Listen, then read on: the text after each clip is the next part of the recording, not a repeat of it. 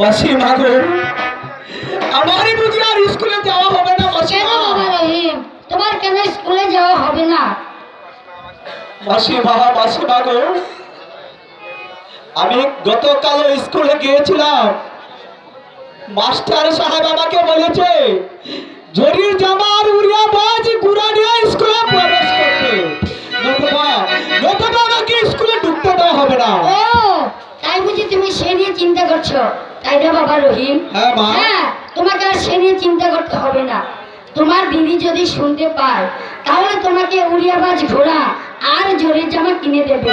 বাবা চলো, তুমি খাবে, আমার সঙ্গে ঘরে চলো। মাসিমা, তাই চলো মাসিমা, তাই চলো।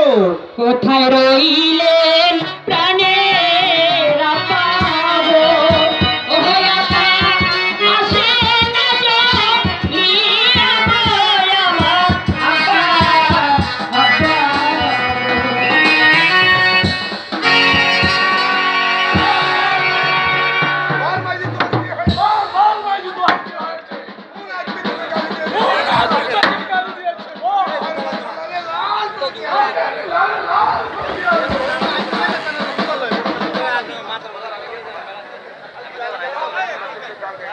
আব্বা, আব্বা গো, আমার কিছুই হয়নি, আর কেউ আমাকে কোনো গালিও দেয়নি। আব্বা, আব্বা গো, আমার দাদার বোধহয় আর স্কুলে যাওয়া হবে না। ওই মাস্টার সাহেবের আদেশ, আগামীকাল স্কুলে যেতে হলে তাকে নাকি উড়িয়াবাজ ঘোড়া আর জরির জামা পরে যেতে হবে, নতুবা তাকে ক্লাসে ঢুকতে দেওয়া হবে না।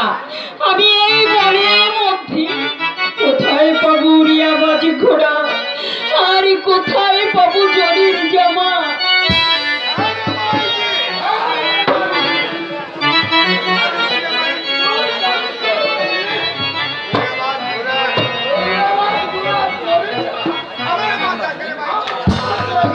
কোথায় পেলে তুমি?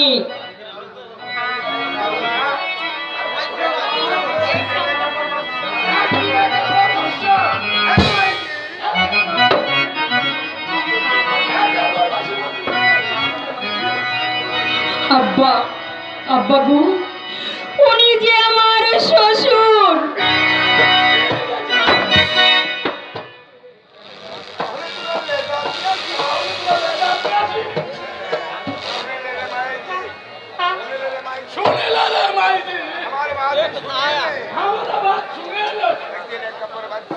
একদিন একা পর বাদশা